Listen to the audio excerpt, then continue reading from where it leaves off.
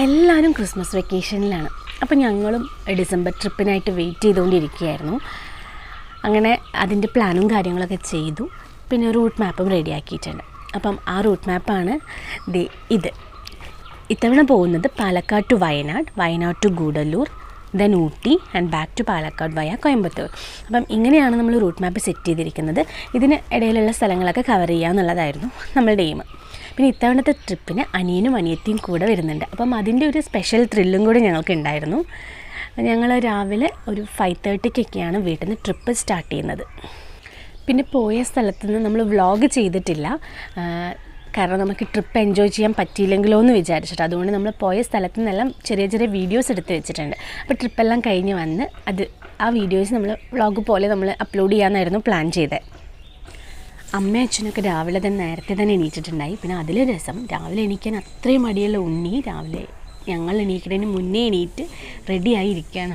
അവൾ അത്ര എക്സൈറ്റഡ് ആണ്. അപ്പോൾ കഴിഞ്ഞ വട്ടം ട്രിപ്പ് പോയി വന്നപ്പോൾ തന്നെ അവൾ പറഞ്ഞു ഇനി ബൈക്കിൽ പോകുമ്പോൾ എന്നെയും കൊണ്ടുപോകണമെന്ന്. ഷിനോടിനോട് എന്ന് വിളിക്കുമ്പോഴൊക്കെ പറയാൻ അത് മാത്രമേ ഉണ്ടായിരുന്നുള്ളൂ. അപ്പം ഇത്തവണ ഞങ്ങൾ എല്ലാം കൂടെ ഒത്തു വന്നപ്പം ഞങ്ങൾ ഒരുമിച്ച് പോവാണ്. പിന്നെ ഇത് അപ്പു ഞങ്ങളുടെ കസിനാണ്. അപ്പോൾ ഞങ്ങൾ പോയിട്ട് വരാം.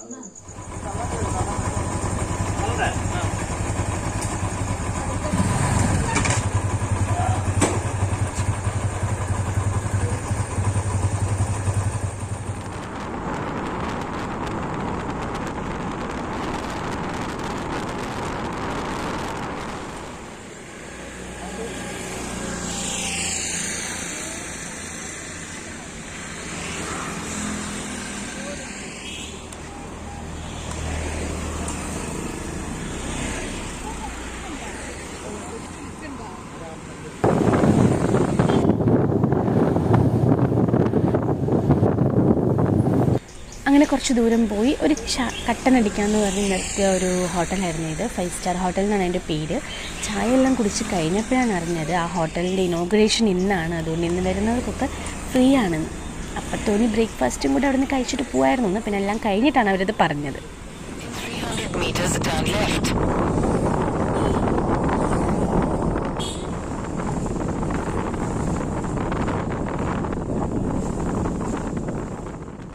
താമരശ്ശേരി ചുരം, അയ്യോ ഒടുക്കത്തെ ബ്ലോക്കായിരുന്നു. അന്ന് ഞങ്ങൾ പോകുന്നതിൻ്റെ തലേ ദിവസം അവിടെ എന്തോ ആക്സിഡൻ്റ് ആയിട്ട് ആണെന്ന് തോന്നുന്നു.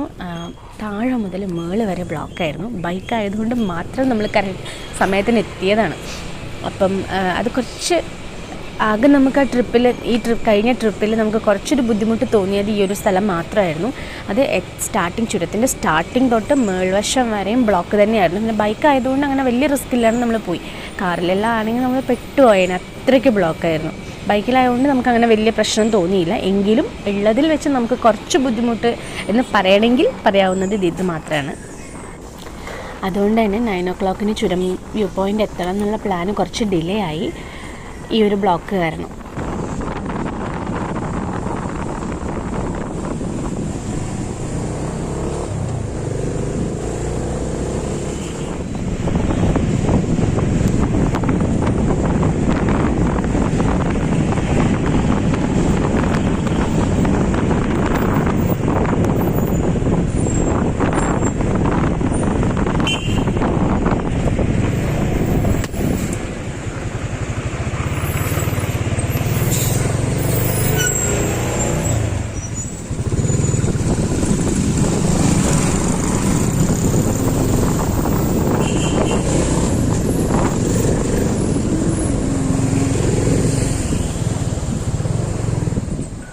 ഒരു 10:45 ഒക്കെ ആയപ്പോഴാണ് ലക്കിടി വ്യൂ പോയിൻ്റ് എത്തിയത്.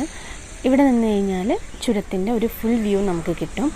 നല്ല രസമായിരുന്നു കാണാനായിട്ട്. ഇത്രയും ദൂരം നമ്മൾ കവർ ചെയ്ത് വന്നു എന്ന് നമ്മൾ അപ്പോഴാണ് ആലോചിക്കുന്നത്. നല്ല രസമായിരുന്നു കാണാനായിട്ട്. കുറച്ചുകൂടി നേരത്തെ എത്തുമായിരുന്നെങ്കിൽ കോട പൊതിഞ്ഞ് നിൽക്കുന്നതും കൂടെ ഇതിനോടൊപ്പം കാണാൻ പറ്റുമായിരുന്നു. അപ്പോൾ അത് മാത്രം മിസ്സായി. ചുരത്തിൻ്റെ വ്യൂ നന്നായി കാണാൻ പറ്റി.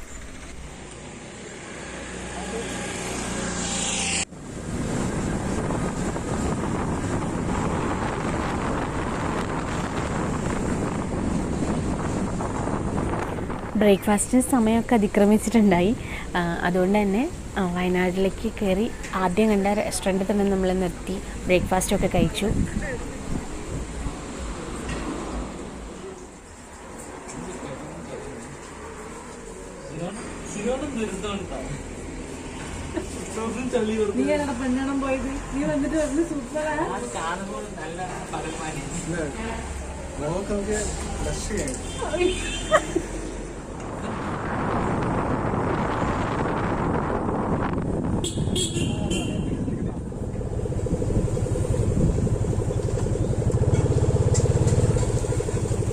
പൂക്കോട് ലേക്ക് ചുരം വ്യൂ പോയിൻ്റിൽ നിന്ന് 5 കിലോമീറ്റേഴ്സ് ഡിസ്റ്റൻസാണ് പൂക്കോട് ലേക്കിലേക്കുള്ളത്. അവിടെ പാർക്കിംഗ് സൗകര്യങ്ങളൊക്കെ ഉണ്ട്. അപ്പോൾ നമ്മൾ പാർക്ക് ചെയ്തിട്ട് ലേക്ക് കാണാനായിട്ട് പോവാണ്.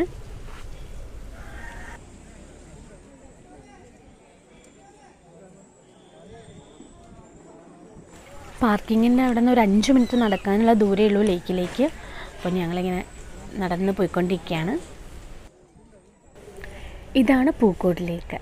ഇവിടെ ചെറിയ ബോട്ടിംഗ് സൗകര്യങ്ങളൊക്കെ ഉണ്ട്. ഈ ആളുകൾ നിൽക്കുന്നതെല്ലാം ടിക്കറ്റ് എടുക്കാനായിട്ടാണ്. ഞങ്ങൾ ബോട്ടിംഗ് ഒന്നും പോയില്ല. ഞങ്ങളുടെ കണ്ണിൽ പെട്ടത് ഇതിന് ചുറ്റുമൊരു നല്ല നടപ്പാതയുണ്ട്, നല്ല ആംബിയൻസ് ആണ്. അപ്പം അത് നല്ല ഇഷ്ടമായി. അപ്പം ഞങ്ങൾ വിചാരിച്ചു അതുവഴി ഒന്ന് ചുറ്റിയടിച്ച് വരാം. അപ്പം ഇതിൽ സമയം കളയാതെ ഞങ്ങൾ അതുവഴി പോയി ഒന്ന് കറങ്ങി വന്നു.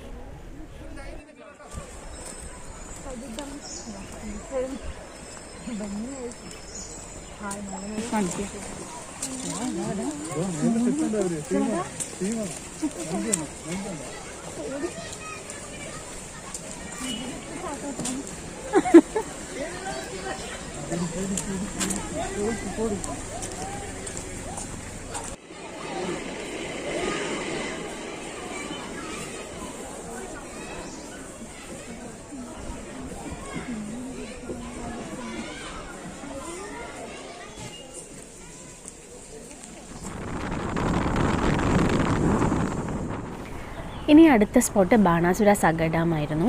അത് പോകുന്ന വഴിക്ക് കാണുന്ന വ്യൂ ആണിത്. ഡാമിൻ്റെ ഒരു വശം നമുക്കിവിടെ നിന്ന് പോകുന്ന വഴിക്ക് തന്നെ കാണാൻ പറ്റുമായിരുന്നു. ഏഷ്യയിലെ തന്നെ 2ാമത്തെ വലിയ ഡാമാണ് ബാണാസുര സാഗർ ഡാം.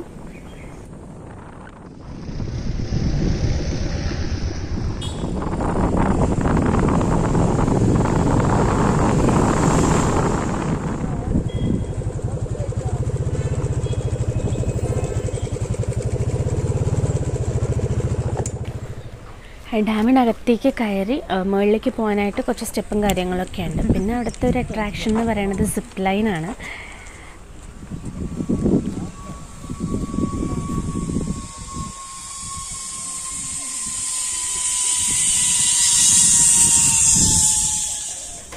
ഇതാണ് ഡാമിൻ്റെ മുകളിലേക്ക് കയറാനുള്ള സ്റ്റെപ്പ്.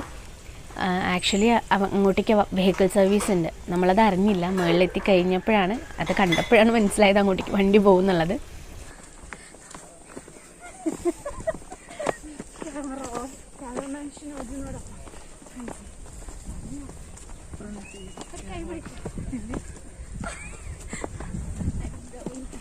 കുറച്ച് സ്റ്റെപ്പ് കൂടിയുള്ളൂ.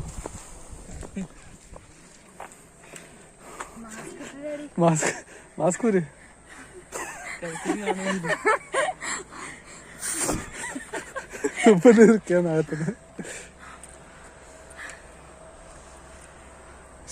നീനു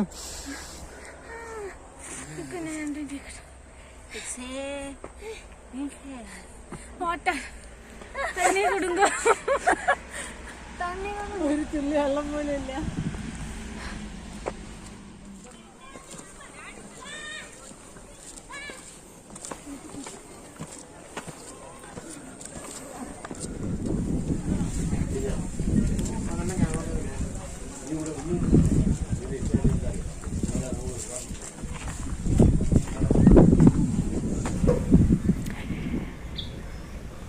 ഇതാണ് ഡാമിൻ്റെ ഒരു കംപ്ലീറ്റ് വ്യൂ.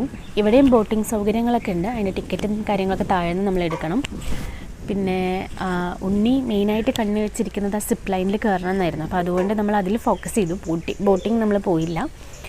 ആദ്യം ഇവിടെ കുറേ നേരം ഇരുന്ന് ഭയങ്കര കാറ്റായിരുന്നു, നല്ല കാറ്റടിക്കുന്നുണ്ടായി. അപ്പം അവിടെ കുറച്ച് നേരം നിന്ന് നേരെ സിപ്പ് ലൈനിൽ അങ്ങോട്ടേക്ക് പോവുകയായിരുന്നു ചെയ്തത്.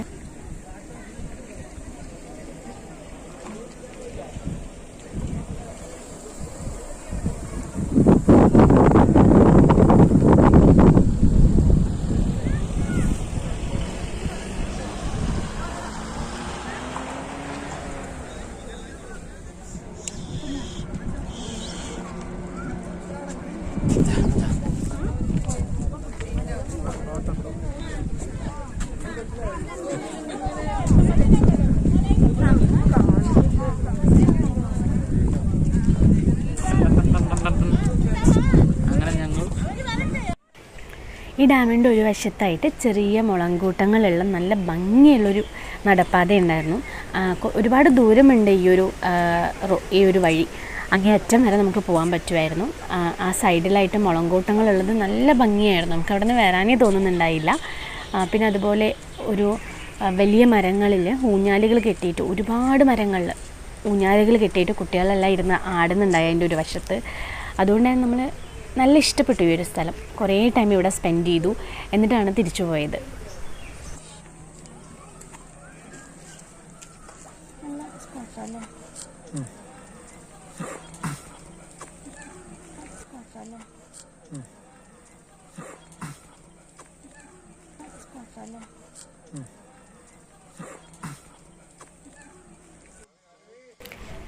ഉണ്ണി സിപ്പ് ലൈനിൽ കയറാനുള്ള തയ്യാറെടുപ്പിലാണ്.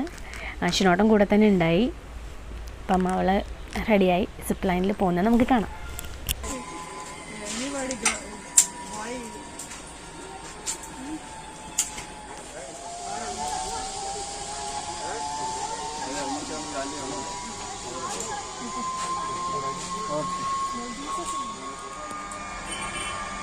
അവിടെ താഴെ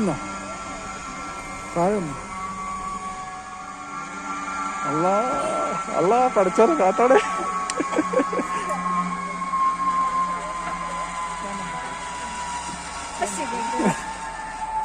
പേടിയുണ്ട്, മുഖത്ത് അറിയുന്നില്ല. പേടിയുണ്ട്, പക്ഷെ മുഖത്ത് അറിയുന്നില്ല അതിന്റെ. സിന്നത്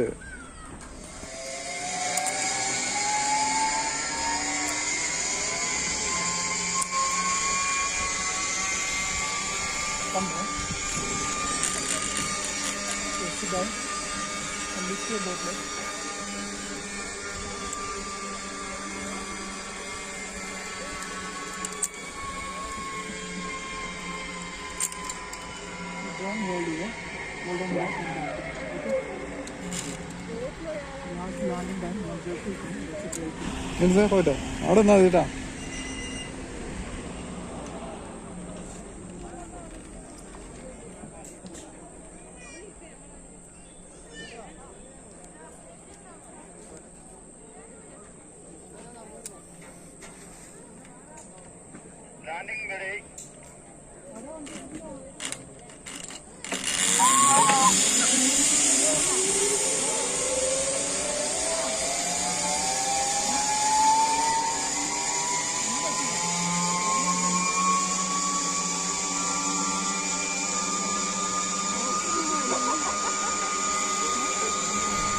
അവിടെ കുറേ ടൈം സ്പെൻഡ് ചെയ്തതിന് ശേഷം നേരെ റൂമിലേക്കാണ് പോയത്. പിറ്റേ ദിവസം രാവിലെ നെക്സ്റ്റ് സ്പോട്ട് പോകാമെന്നുള്ള ഒരു പ്ലാനോട് കൂടി അവിടെ നിന്ന് നേരെ റൂമിലേക്ക് തിരിച്ചു. റൂം എടുത്തേക്കുന്നത് മാനന്തവാടി ടൗണിൻ്റെ അടുത്തായിട്ടാണ്.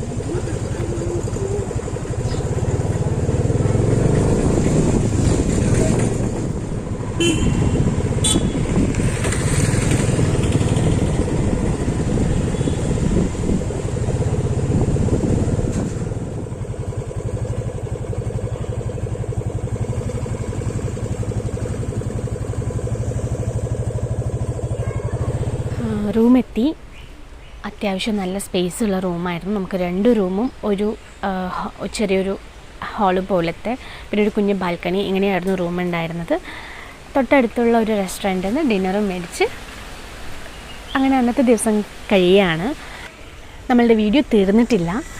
ഞങ്ങൾ പോയ വഴികളും കണ്ട സ്ഥലങ്ങളും ഒന്നും മിസ് ചെയ്യാനായിട്ട് തോന്നുന്നേ ഇല്ല. അതുകൊണ്ട് മാക്സിമം വീഡിയോസ് ഇൻക്ലൂഡ് ചെയ്തിട്ട് ചെയ്യാനാണ്. ഇതിപ്പോൾ 1 ഡേൻ്റെ മാത്രമേ ആയിട്ടുള്ളൂ. ഇനിയും നമ്മളുടെ 2 പാർട്ട് കൂടെ നമ്മൾ പുറകെ വരുന്നുണ്ട്. എല്ലാവരും കാണണം. ഞങ്ങൾ ഒരുപാട് എൻജോയ് ചെയ്ത് പോയൊരു ട്രിപ്പായിരുന്നു.